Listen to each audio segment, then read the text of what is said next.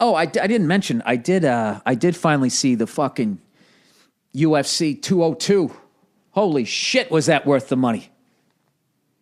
I don't give a fuck if the next 3 UFC. Well, I'd give a shit 3. If the next 2 stink, I don't give a fuck. That's how good 202 was. That was just. And of course, I don't know the names, and I don't know shit about fighting. You know, I gotta admit, even like when I watch, like, I'll watch. What's his face there? The Burger King guy. Why do I always forget his fucking name? Conor McGregor. There you go. Like when he's fucking doing his press conferences, which is just an amazing performance. I don't even know what the fuck he's talking about. Okay, I don't know what a fucking triangle is. You know, underhooks. I don't know what any of that shit is. It's the baddest fucking job you could possibly have. What do you do for a living? I fucking kick somebody's fucking ass. Fucking walking in there like it's the 1800s, bare-chested, just walking in and beating the fuck out. It's the greatest thing ever. But I gotta admit, when they get all technical, I don't know what the fuck they're talking about, you know? So when no matter what he's saying, I don't hear what he's saying because I don't know anything about fighting. You know what I mean? So all I hear is, I got a fucking shiny suit. That's all I hear. That's all when he talks. I don't give a fuck what he's saying. That's all. I got a fucking shiny suit. I got a pair of shoes to match it. I got a whole fucking closet full of fucking shiny suits. And a fucking pair of shoes to match all of them. I'll put my fucking shiny shoes up on the fucking table, right? That's all I hear. You're gonna do nothing. He's screaming and yelling and shit, throwing water bottles. It's fucking tremendous. No idea what they're talking about. And Nate Diaz reminds me of every fucking dude I ever had detention with and went to summer school with, right? That fucking dude who he wouldn't crack. Even if he knew you did it, he wouldn't say shit, right? So I'm liking both of them. So I finally sit down, right? I got a fucking shiny suit. Walk down the street. There's a fucking guy with a fucking shiny pair of shoes on. So anyways, I watched the whole fucking fight night, UFC 202. I got a fucking pocket square for each one of my fucking suits. Okay, there was some guy dressed like a cowboy. I remember that. He came down like he looked like he was from the outback. Like the second you saw this guy, you were like, this guy just does not give a fuck. And he fought a guy. This is why I have such a respect for fighters. He fights this fucking kid who started off as a wrestler in college. He lost his first 17 matches. You know? Jesus, I would have been crying after 3. I knew I stuck at this. This dude lost 17 in a row as a freshman and stuck with it. By the time he was like a senior, he was like some finalist in some national thing. It's fucking, these I'm telling you, it's fucking amazing, right? I'm trying to think like a more badass fucking sport. And the only thing I can come up with is that fucking TT race in the Isle of Man where those guys ride like 200 miles an hour through the fucking woods on ninjas and shit. Like every 3-4 years, like somebody dies. It's fucking unbelievable. Like somebody died in like 2014. The guy like hit a house. He's doing like fucking, I don't know how fast he was going, but he went up over a hill and landed on his front wheel and he was going right to the fucking house. And then that was it. Over. And there's a bunch of people standing there. It's incredible. So I saw that. I was just like, Jesus, damn. I tell jokes for a living. That's like kind of pathetic when you look at it that way. Anyway, so this cowboy dude comes in, right? He fights this kid who just has no quit in him, right? He lost his first 17 matches and now he's in the fucking UFC. And he fucking beat this kid. Like, it was one of the sickest. Anybody who's like, oh, I like boxing better than UFC, you got to see the way he knocked this guy out. If you can't appreciate, he fucking jabs him in the face. And in the moment when he closes his eyes, this guy fucking drops down 2 floors like a fucking cat, you know, and then punches him in his stomach. And the dude's like, what the fuck? He leans to the right. That guy this fucking cowboy guy throws a left hook. And as his fucking head goes over to the right, he fucking boots him in the face. It was like Matrix level fighting, except it was fucking real. Unbelievable. I couldn't beat a fucking 5th grade girl. I mean, it's so humbling to watch one of these events. So then the next fight, this guy who just goes by Rumble, right? He's standing there, this giant shredded black dude, and he's just sort of adjusting the gloves. as he was standing there. It was so intimidating. I just started laughing, and without even thinking, I just laughed and said, what the fuck do you do with that? And according to the one fight I've seen him fight, evidently nothing. This guy fucking, he redefined the right there, Fred. He fucking came out, the other guy's doing a little couple of fucking little, I don't know what the fuck, I can't remember what he did. There was a couple of little fucking, I don't know what the fuck you call them, little flurries back and forth. And then he kind of just reached out, grabbed the guy by the back of his head or his shoulder and said like, hey, I want to talk to you for a second. Like, what's his face in fucking Beverly Hills Cop when he kills Eddie Murphy's friend? Jonathan Banks. Remember when he grabs it going like, he just puts his arm around him like, hey, do you ever, I fucked up, I'm sorry. And he just fucking, he gives him 2 by in the fucking ear. That's what he did with this guy. He just sort of reached out, grabbed him, and then just this fucking uppercut. Fucking bam! Over. Fucking over. The right there, Fred. You know what's the great thing? If you still have it recorded, you got to see Bruce Buffer's face. It's the fucking greatest reaction ever. He's sitting on the side. That's what I like about it. When you watch the knockouts in slow motion, you can sometimes see Rogan or somebody just their jaws down, like hanging on the floor. Just, it's one of the sick knockouts I've ever seen.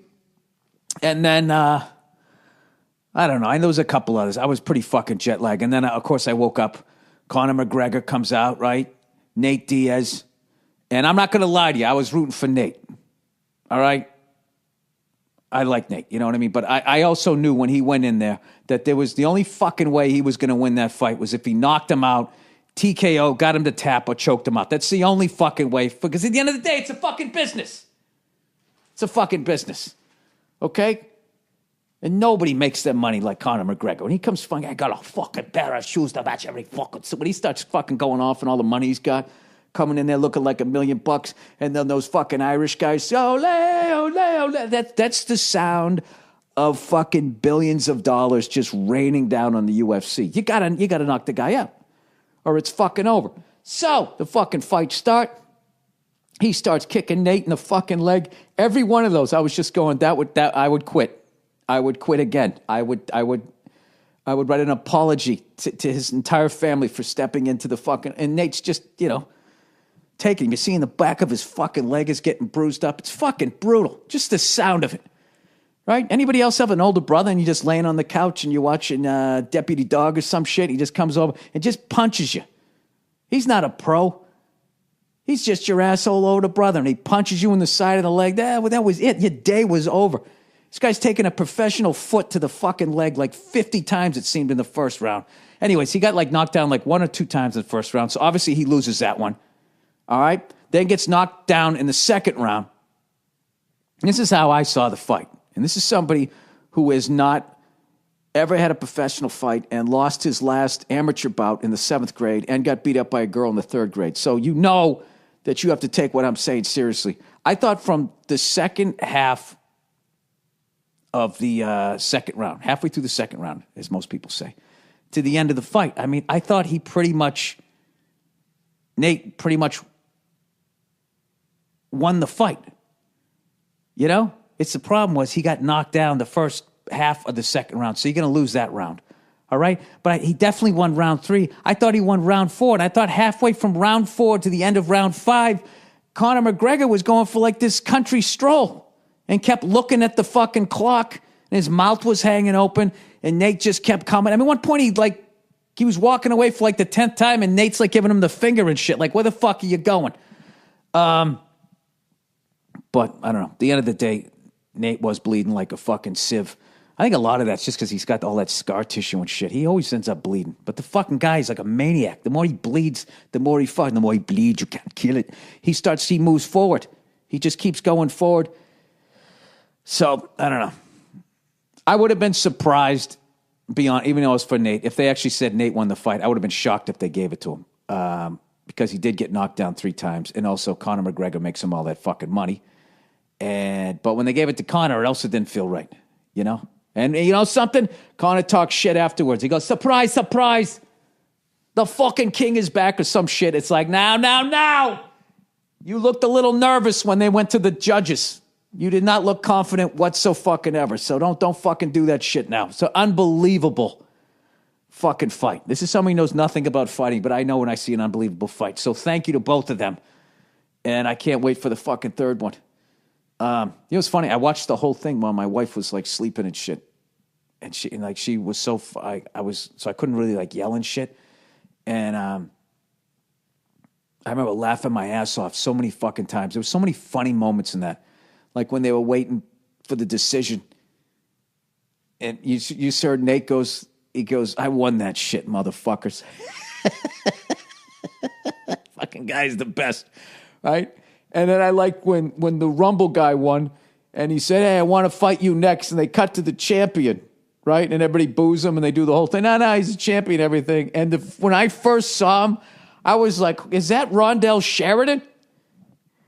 Did he make it as a comedian and get bored and now he's dominating the fucking UFC? They went on him so quickly and then they cut back. Oh, that's not Rondell Sheridan. And when I saw the guy who is the champion, and of course I don't know his fucking name either, what was hilarious to me is I found like the one disadvantage of having a black belt in mixed martial arts is you're so good at fighting, everyone around you is too scared to say you button too many buttons up. It's like the guy never wore a fucking Izod before. It's like, dude, what are you doing?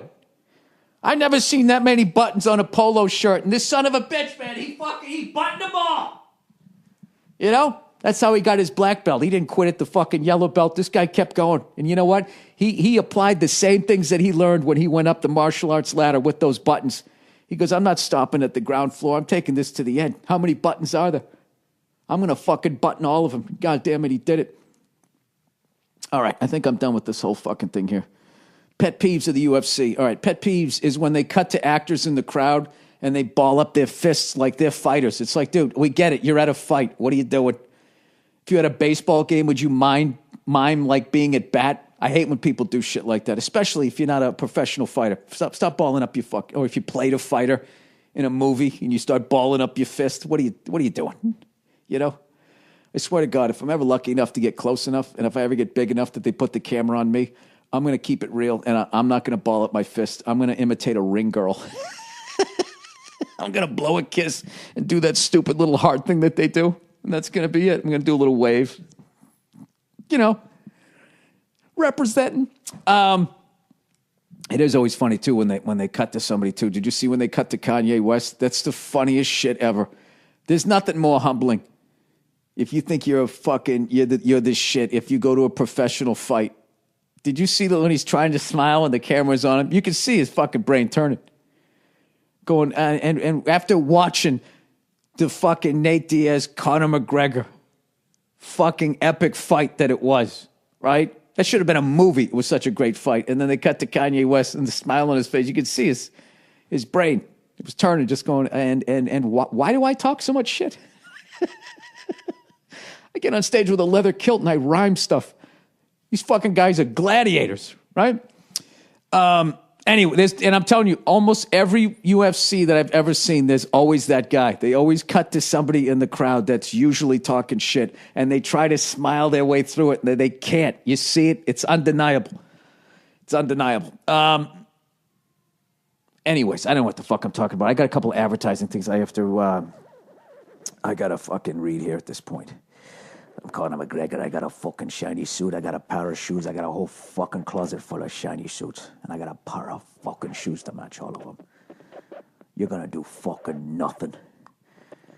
That's one of the great fucking lines ever when Nate was yelling at him. Saying blah, blah. He goes, you're going to do fucking nothing. I would love to be able to say that to another man and fucking really believe it. Because no matter how hard I said in the back of my head, hey, you know, he's definitely going to hit you a lot, Bill. I mean, who's kidding who? You got a huge head, all right? It's a big target. It's hard to miss.